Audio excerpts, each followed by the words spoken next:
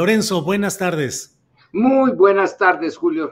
Eso de voz necesaria creo que sí podría tomarse como una exageración, pero opinante, desde luego. Pero eres voz necesaria para tratar de ir entendiendo, porque no hay otra cosa, Lorenzo, sino tratar de ir entendiendo qué pasa, porque no está tan claro. Y bueno, ¿cuál es la función del historiador? ¿Irse solamente hacia atrás o estar muy presente en lo que va sucediendo en el tiempo actual, Lorenzo? Bueno, eso depende de tu propia inclinación y decisión. En algunos casos, el historiador se va muy atrás porque es donde se siente a gusto y el presente puede serle hasta rechazante, repugnante. Pero en realidad todo historiador está en el presente, todos, porque al pasado le hacemos las preguntas que nos surgen de nuestra realidad inmediata, aunque no lo admitamos o aunque no lo querramos. El hecho histórico, por lejano que parezca, me gusta sobre todo pensar en el caso de Sócrates y el juicio que le hacen sus conciudadanos atenienses y que lo llevan a castigarlo de la manera más radical, tomándose un veneno. Él pudo haber salido de eso escapándose, pero no, era fiel a sus propias éticas y una y otra época vuelven sobre el mismo juicio. El historiador ya no tiene mucho que hurgar allí, casi todo lo que se podía saber ya se sabe, pero sin embargo, el relato histórico se hace de diferente manera según la época, la clase social a la que pertenece el historiador y sus inclinaciones, y seguirá siendo así. Dentro de 1000 años se seguirán los historiadores dándole vueltas al juicio de Sócrates o a un millón de otras cosas. Así que todo juicio histórico está inspirado, alguien diría contaminado, por el presente. Lorenzo, hay una premisa que algunos blanden o mantienen y dicen, no juzguemos al pasado con valores o criterios del presente. No juzguen la sociedad esclavista mal conforme a los criterios de hoy, sino que fueron, decían, males de España, males de la época, que no de España. ¿Qué hay de eso? De veras, no hay que criticar o valorar el pasado con los criterios del presente, Lorenzo. Es que no se puede evitarlo. Culpas son del tiempo y no de España, se decía. Bueno, en efecto, hay algo importante en esa premisa, entender los valores dominantes de la clase dominante en una época que afectaban a unos, beneficiaban a otros. Hay que entenderlo, lo cual no impide que lo juzgues con tus propios valores. Es imposible que no lo hagas. Si a ti la esclavitud, el sometimiento de clases populares o de etnias y por el color de la piel, etcétera, te parece repugnante, repulsivo y negativo, eso no lo puedes evitar, pero sí puedes intentar una explicación más o menos compleja, siguiendo los cánones científicos, que las ciencias sociales y la historia tienen un problema de fondo, que sus conceptos no son definidos de manera perfecta, como por ejemplo en física, ¿qué es la velocidad? ¿Qué es el peso? ¿Cómo lo decides? Bueno, pues hay formas que aquí y en China, hoy, ayer y mañana, seguirán sirviendo. Pero conceptos tales como equidad, democracia, justicia, etcétera, pues son muy vagos y tienes que meter en ellos inevitablemente tus propios prejuicios.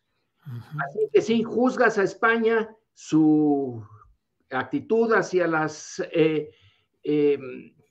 sociedades que encontró en América y la manera como las trató y la brutalidad con que las trató. Lo de brutalidad, bueno, pues es inevitable, viene del presente, vemos eso con brutalidad, como claro. brutalidad, pero tratamos de entenderlo. Eh, Bien. Eso es lo más que podemos hacer. Bien, Lorenzo, ¿se llega de verdad a una verdad histórica o nunca se puede llegar a la verdad histórica porque es siempre cambiante conforme a nuevos ingredientes o enfoques? Nunca, nunca. Te puedes aproximar, puedes hacerlo lo más serio, siguiendo las reglas de tu disciplina imperantes en tu época. Puedes ser absolutamente fiel a esas reglas de la historiografía de hoy al examinar hechos del pasado, pero siempre habrá esa parte en donde tú introduces tus valores y los valores de tu sociedad y de tu época. Así que, no. Y además, por otra parte, mira, supongamos que tú quieres entender a César cuando después de andar guerreando en las Galias, decide entrar a Roma con sus legiones y que estaba prohibido que un jefe de legiones cruzara el Rubicón sin la anuencia del Senado romano. Bueno, lo hizo y finalmente llegó al poder y lo tuvo hasta que se topó con Bruto. Pero ¿qué pasó en la mente de César? ¿Qué es lo que él veía? ¿Qué pasó con, qué dirían sus soldados, sus jefes? Puedes inferirlo, pero exactamente qué pasó, no. Y luego, en cada uno de los hechos históricos, entran un montón de elementos, variables les llamamos, ¿no? Un montón de variables, algunas de ellas ni siquiera te das cuenta. Las vas recogiendo, pues porque tu época te permite explorar varias, pero son tantas las variables que entran en qué desató la Revolución Mexicana. Allí nada más la parte económica o la parte política o la estructura social o la ideología de la época, entran tal cantidad de variables y conjugar eso, lo de las fórmulas de la física pudieran parecer juego de niños porque tienes 2, 3, 4, 5 variables y las combinas, pero cuando tienes una cantidad tan grande que ni siquiera las conoces, todas, y algunas de ellas no se pueden pesar, medir, no puedes decir fueron tantos kilos de voluntad y tantos kilos de suerte se combinan y sale y dan este resultado. No hay forma de cuantificar, de hacer la medida exacta para que todos la vean, la usen y la comprueben. Claro. Lorenzo, pero después de todos estos análisis sobre historia, historiografía, verdad histórica, ahora sí, dinos, ¿cuál es la verdad de lo que está pasando en la política mexicana en estos momentos? Dinos, porque de pronto parecía que íbamos en una planicie. Los 6 aspirantes 4T iban caminando aparentemente solos, había mucho pues optimismo de que iban a arrasar en la próxima elección y surge una variable de Xóchitl Gálvez, a la que se menciona como de origen indígena, una mujer que viene desde abajo, triunfa empresarialmente y que además es contestataria y es confrontacional y lo está haciendo ya frente al propio presidente López Obrador. ¿Qué ha cambiado y en qué fase estamos, Lorenzo? Mira, cambia lo que tú quieres ver como cambio. La introducción de una personalidad en un complejo político de la naturaleza en la que estamos, que es el esfuerzo de un grupo político por cambiar el régimen o el sistema que imperó durante tanto tiempo, se necesitan un montón de elementos. Una persona no cambia el panorama de esa manera. Es decir, aún personalidades impresionantes como la de Hitler dice uno, si no hubiera existido Hitler, a lo mejor no hay Segunda Guerra Mundial y a lo mejor el mundo sería otro. Bueno, si no es Hitler, de todas maneras Alemania estaba en una situación de derrota, de resentimiento, de depresión económica, de odio de clases, de a punto de una guerra civil, por eso fusilaron a Rosa Luxemburgo, etcétera. Pudiera desde luego decirse, y si no hubiera sido así, es la historia contrafactual, que algunos historiadores profesionales la odian, dicen, no puede ser. ¿Qué hubiera pasado? Sí, no, el historiador nada más debe de ver lo que sí pasó. Pues no es cierto. Siempre estamos ante 2 o 3 o 4 escenarios factibles todos. Uno se desarrolla, los otros no. Pero poner en una sola persona que sale, sea Xóchitl, si es indígena o no es indígena, si lo que sea, la complejidad de cambiar un sistema que surgió de la Revolución Mexicana, que llegó a ser el sistema autoritario más exitoso de su época en América Latina y probablemente en el mundo. Que conste que digo autoritario, no totalitario ni nada que se le acerque, pero ese autoritarismo que mantuvo durante un tiempo a México en una paz política que parecía ser la paz social, que parecía todo marchar sobre ruedas, bueno, se desgasta, se desmorona, y en la creación de un nuevo sistema tenemos una de las coyunturas más difíciles en cualquier política. Me gusta mucho señalar que Maquiavelo, en un párrafo, le dice a un príncipe, supuesto príncipe, que llega a hacerse del poder, no porque se lo heredara, sino porque lo logró. Se impuso a otros y logró llegar. Dice, ese es el momento más difícil de cualquier política. Ahí se requiere, al final de cuentas, fortuna y desde luego mucha sabiduría política y mucho sentido común.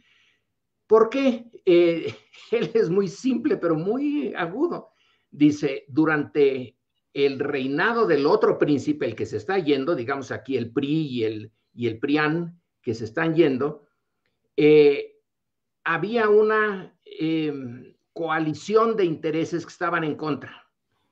Pero en cuanto esos que estaban en contra llegan al poder, muchos de los que le apoyaban dejan de apoyarlo porque no recibieron lo que querían.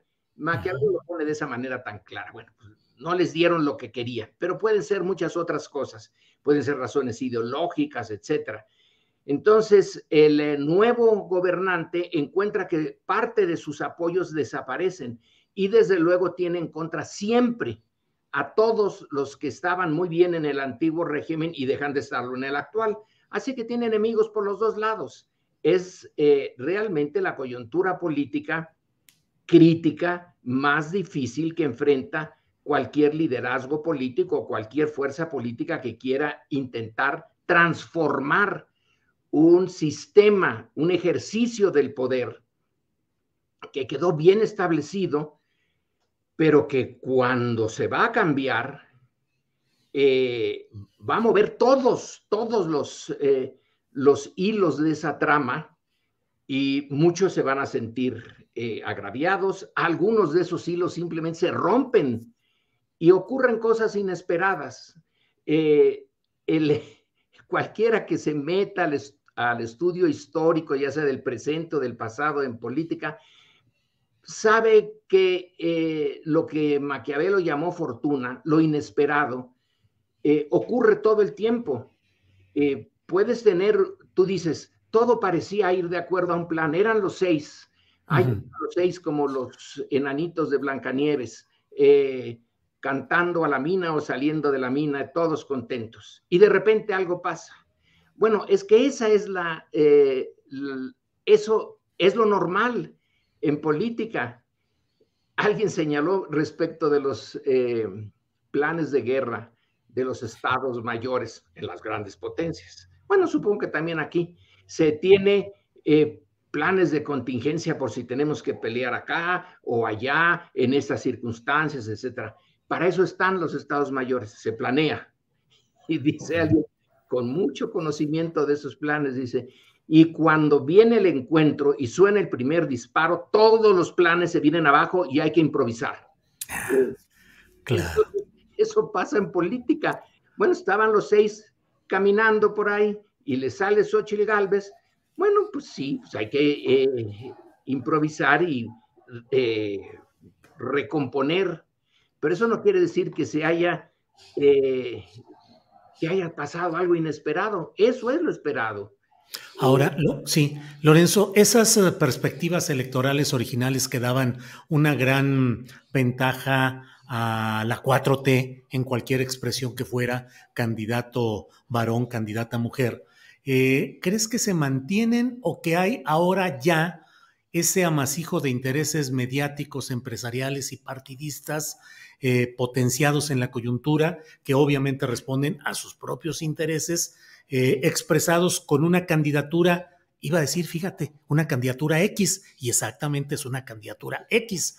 Entonces, ¿crees que va cambiando esa correlación de fuerzas y las probabilidades de triunfo de la 4T, o que finalmente esa opción, la opción X, es una opción, como ha dicho el propio presidente López Obrador, moralmente derrotada y electoralmente inviable? Lorenzo.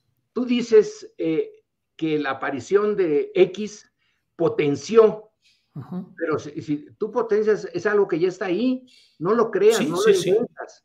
Sí. Simplemente haces un discurso adecuado a la aparición de X que tú mismo hiciste aparecer, que de repente dijiste no. Los candidatos tradicionales del PAN, los presidentes de ese partido, si tú ves sus biografías, bueno, hay algunos que son francamente lamentables, tanto de presidentes como de candidatos, pero en general corresponden a no solamente una clase muy media alta, bueno, Xóchitl viene de la clase media, eso de ponerla como parte de los pueblos originales, bueno, pues sí, no tiene mucho sentido. Es una clase media, si no, no sería empresaria, si no, no sería ingeniera, si no, no hubiera llegado a donde llegó. Pero tú pones a esa persona con un discurso que puede articular. ¿Quién le obligó a Claudio X y todas las otras X que están detrás de Claudio a fijarse en Xóchitl? No era históricamente lo adecuado, no pertenece a la élite panista histórica, está fuera de ese contexto. Pero como también está fuera de ese contexto la victoria de Morena y la nueva fórmula que se propone seguir en el siguiente sexenio, entonces todo cambia. Xóchitl Gálvez no se entiende sin la 4T, solo la 4T pudo poner a Xóchitl Gálvez ahí, no el PAN.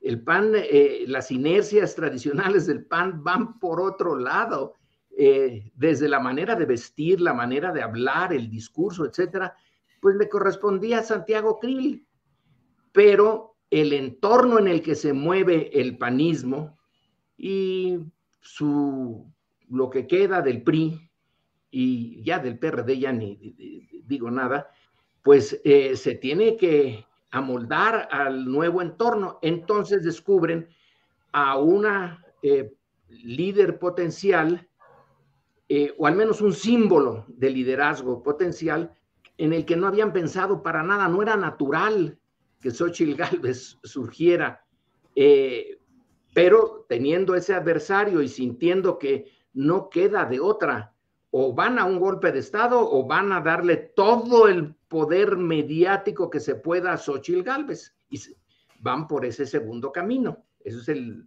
lógico, y sí, van a dar la batalla. Ahora veremos si... Oye, perdón, doctor, me quedo pensando, o van a un golpe de Estado o le dan todo el poder a X, Así lo ves, o sea, el riesgo podría ser, si no tuvieran este cauce electoral con X, podría ser de verdad pensar en un golpe de Estado. No, lo digo, ya sé que tú llevas las cosas normalmente hasta el extremo.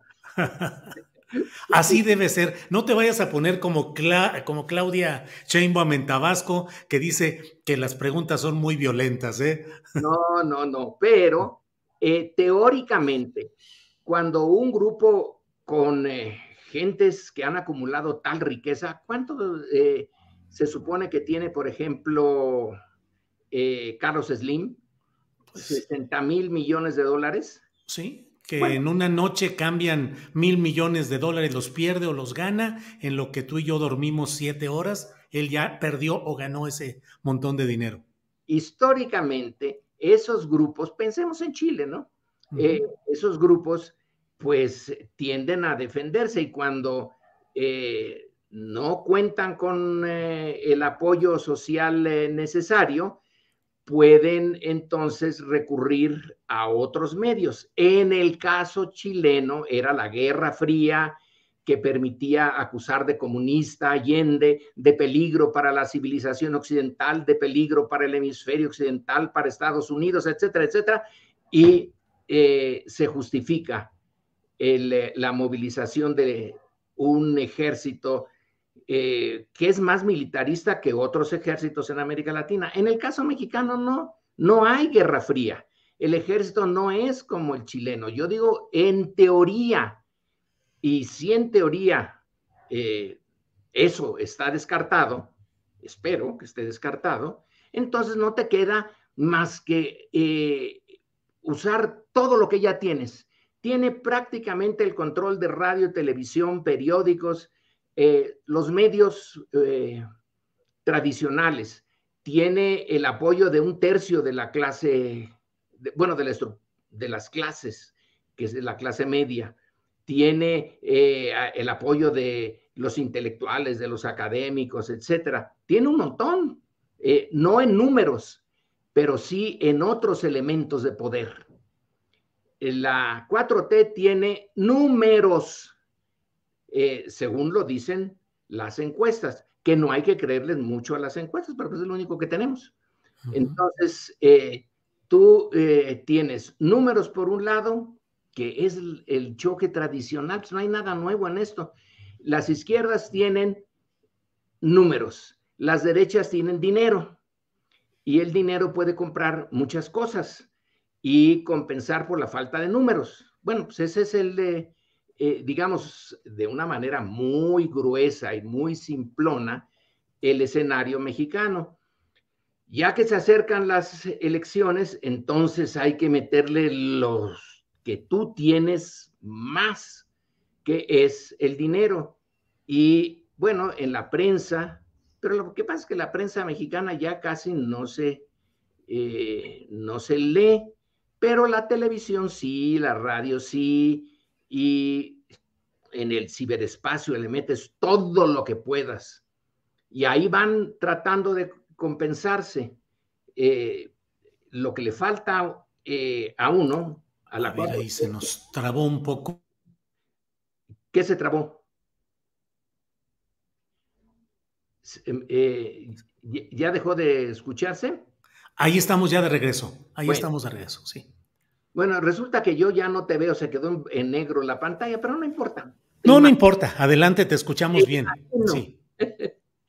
Entonces, lo que estamos viendo es un esfuerzo serio, no sé si desesperado, de parte del centro derecha por compensar lo que tú originalmente mencionaste. Parecía que los números de las encuestas pues le daban la victoria a Morena, pero que ahora tú metes toda estos otros instrumentos y vas a intentar que ya no la favorezcan tanto. Pero Morena va a seguir su lucha por mantener los números. Y como ahora, creo, espero, ya no están los trucos a los que nos tenía acostumbrado el antiguo sistema de las casillas zapatos, de embarazadas, etcétera, de que se cayó el sistema y qué barbaridad. Fíjense que cuando se volvió a levantar el sistema, las tendencias habían cambiado y que antes de la medianoche iban en favor de AMLO y luego después van en favor de Calderón. Eso puede ser que ya no funcione. Entonces, a lo mejor sí estamos en un momento bien interesante, la lucha por la imaginación del elector. El elector de centro derecha imagina lo peor. Si está viendo ahorita ya a México destruido, como se ve por la prensa, todo está mal, todo está mal. No hay una sola cosa que esté bien, todo está, los elevadores, todo está echado a perder. Si esa visión se impone, va a jalar a una buena parte de los indecisos. Si no se impone, si la izquierda logra mantener su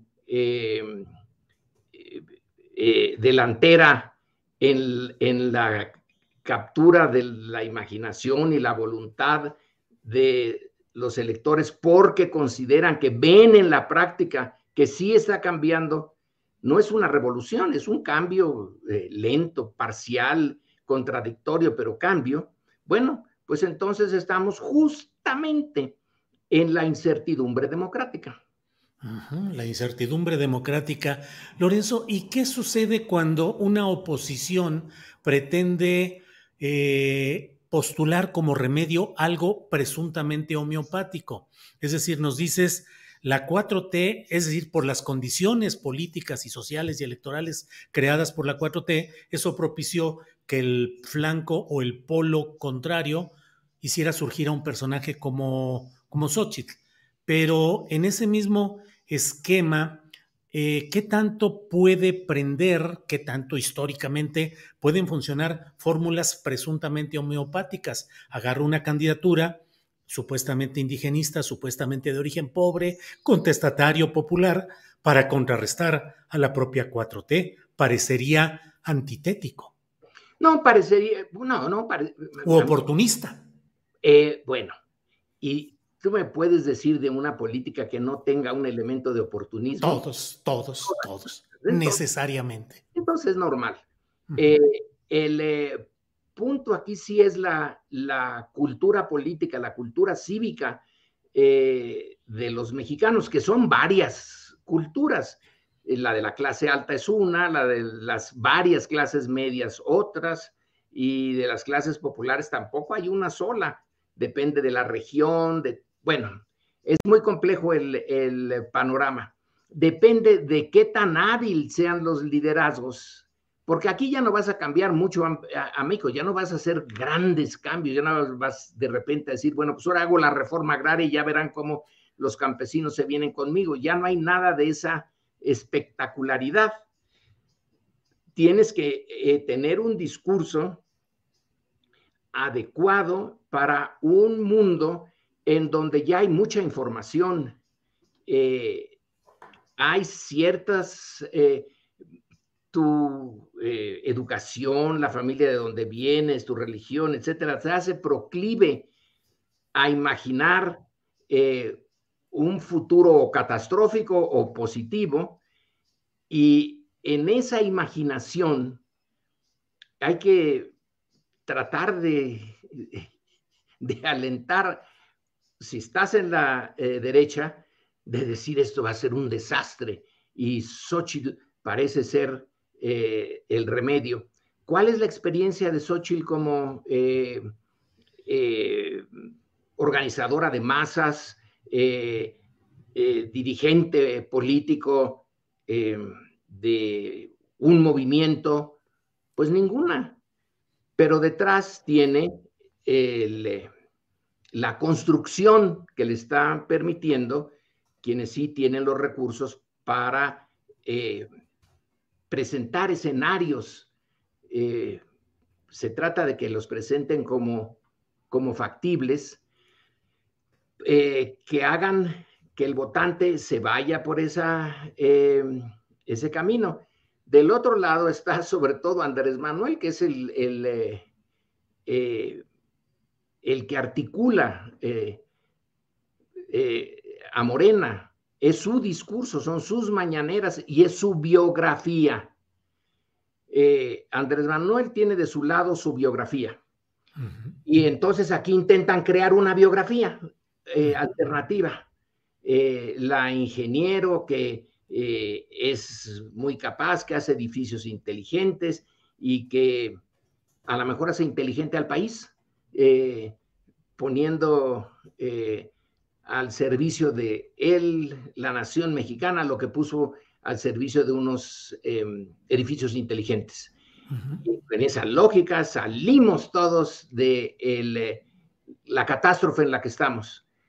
Si logras eso, pues sí, va a ser un instrumento importante, pero si la izquierda, López Obrador, Morena, logra mantener en la realidad a su mayoría, aunque no sea la que tan abrumadora, bueno, con que sea el 50% más uno, ya va adelante. Ahora, aquí Xóchitl tiene que esconder toda la mugre que está en la historia del PRI y del PAN ahora. Todo lo que pasa en ciertas delegaciones, todos los García Lunas, todo eso, quiere borrarlo, haciendo enorme la figura de Xóchitl, antes de Xóchitl y después de Xóchitl, como si fuera posible el símil. Xóchitl es como la Juana de Arco para el PRI y el PAN. De repente llega con una armadura deslumbrante para imponerse sobre la maldad que acecha y salvar a México de un destino horrible. Bueno, pues ahí está la capacidad de los discursos. Ahorita ya hay muy poco que se pueda hacer realmente, digamos, de un cambio de fondo. Cárdenas lo logra por la vía de la reforma agraria, pero le tomó años. Y hay que ver cómo le atacaron por la reforma agraria, que iba a ser la desgracia del país. Pero en fin, ahorita ya no hay tiempo de cambios dramáticos.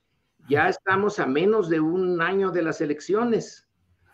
Ahorita es el tiempo del discurso inteligente y en una coyuntura donde la información ya es patrimonio colectivo.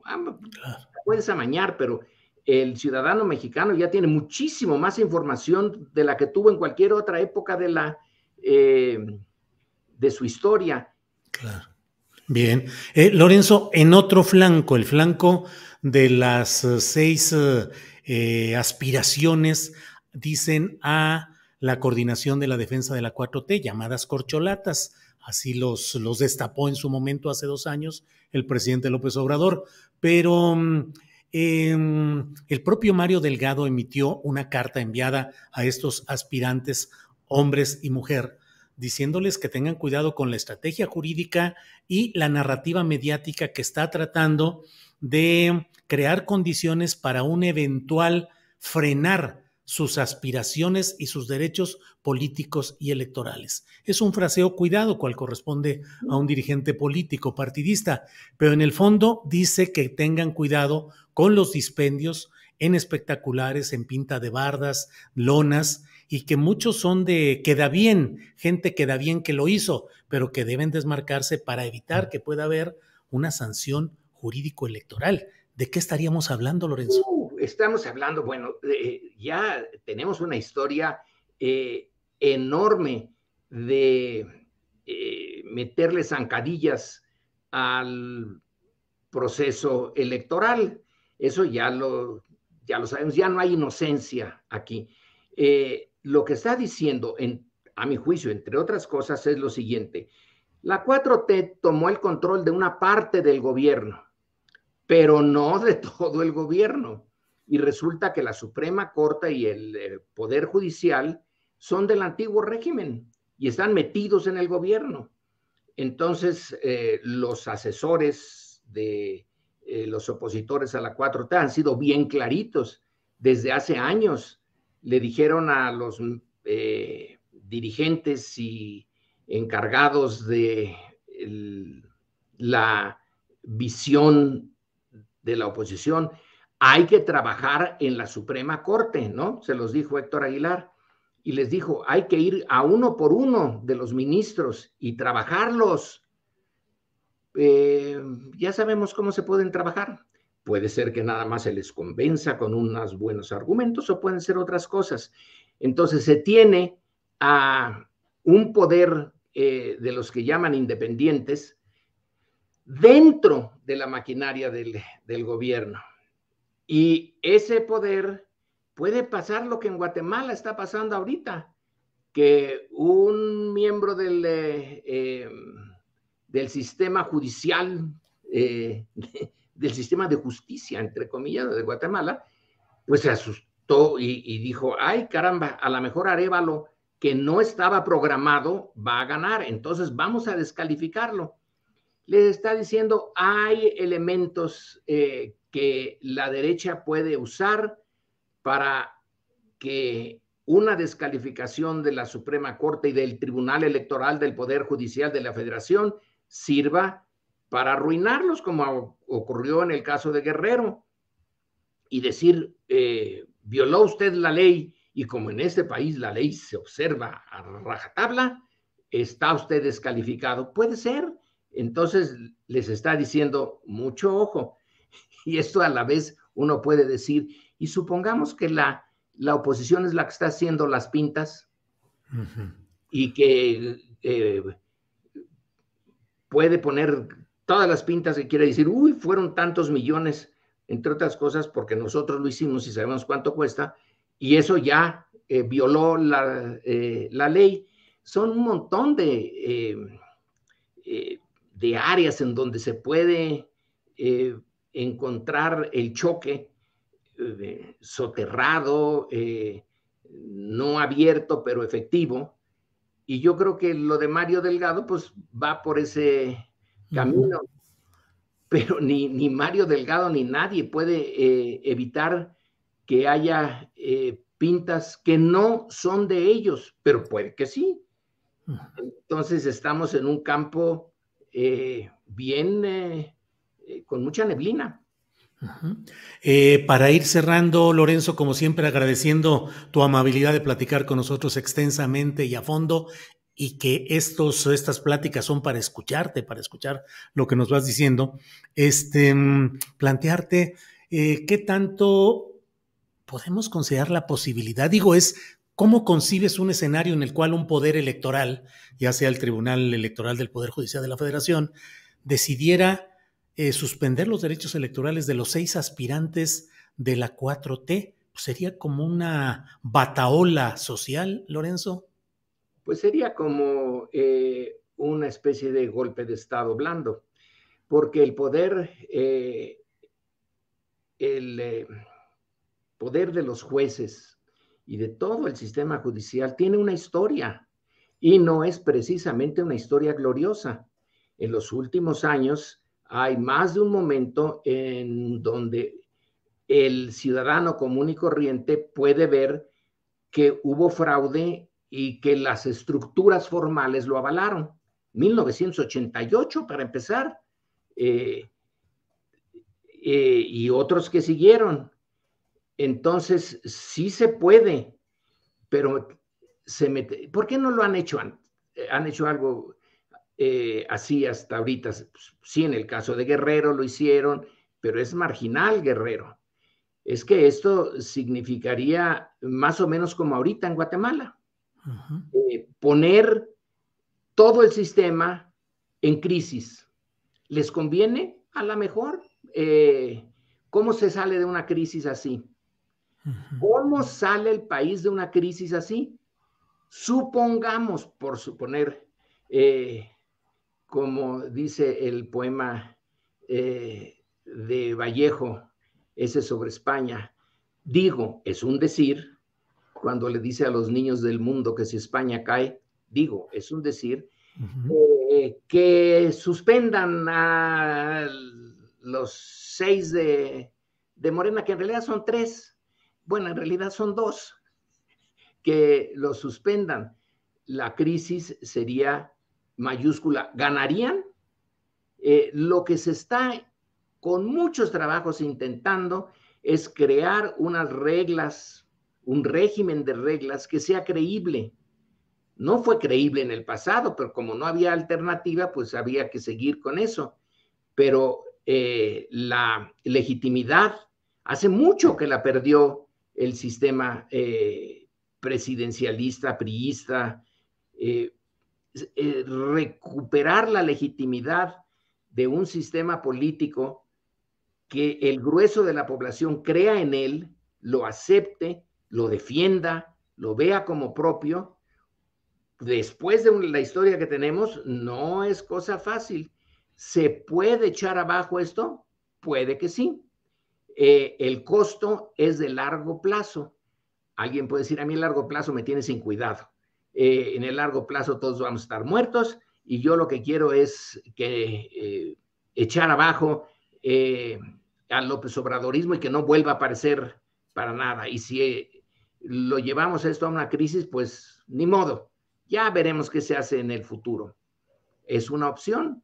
Otra es verlo con esa visión histórica y decir, es que cuesta tanto trabajo crear un sistema que funcione y que tenga credibilidad en una sociedad tan dividida en clases, llegar a un arreglo entre las clases, entre alguien que puede tener 60,000 millones de dólares y alguien que apenas si puede sobrevivir para el día siguiente, está difícil. Y si además lo echas abajo, y si además tienes en Andrés Manuel un líder carismático, ¿a qué le estás jugando? Lorenzo, pues ahí están todos esos factores y esos ingredientes en momentos complicados, entre otros con una irrupción, una mayor presencia de momentos trágicos relacionados con el crimen organizado, creciendo mucho esa expresión, Tlajomulco, Chilpancingo, Toluca, Playa del Carmen, en fin, muchos elementos complicados. Sí. Solo cierro preguntándote eso, ¿qué tanto crees que puede descomponerse intencionalmente o acumuladamente ese escenario e influir intencionalmente o no en lo electoral? Sí, sí se puede. Sí se puede. Sería también jugar con el fuego, pero a lo mejor alguien está dispuesto a jugar así. Sería una ganancia en el corto plazo y problema enorme en el siguiente, en el mediano y largo plazo. Si tú le das al crimen organizado, que no tiene más que un solo objetivo, sobrevivir para tener ganancias, independientemente de la legalidad de cómo lo logre, si tú le das más campo a eso, y supongamos, con eso derribas al López Obradorismo y lo pones muy mal, ¿con qué te quedas? Te echaste el alacrán al pecho. Después desactivar eso cuesta. Ya no quiero meterme más en temas históricos, pero piénsale en los momentos en que en México se activó todo por la lucha entre liberales y conservadores, entre revolucionarios y reaccionarios, etcétera. Una vez que uno se impuso, el recuperar la estabilidad y la pacificación llevó decenios. Bueno. Sí. Bueno, pues Lorenzo, gracias por ayudarnos a pensar, gracias por ayudarnos a tratar de entender las cosas y seguimos atentos a lo que vaya sucediendo. Por esta ocasión, a reserva de lo que desees agregar, como siempre, agradecidos, Lorenzo. Bueno, pues muchas gracias por la invitación. Viene la mesa del más allá, ¿no? Ya viene la mesa del más allá, que ya sabes ahí. También ahí hay que hacerles estas preguntas. Sí, de todo ello iremos platicando. Lorenzo, muchas gracias. Buenas tardes, Julio. Buenas tardes a tu auditorio. Gracias, hasta luego.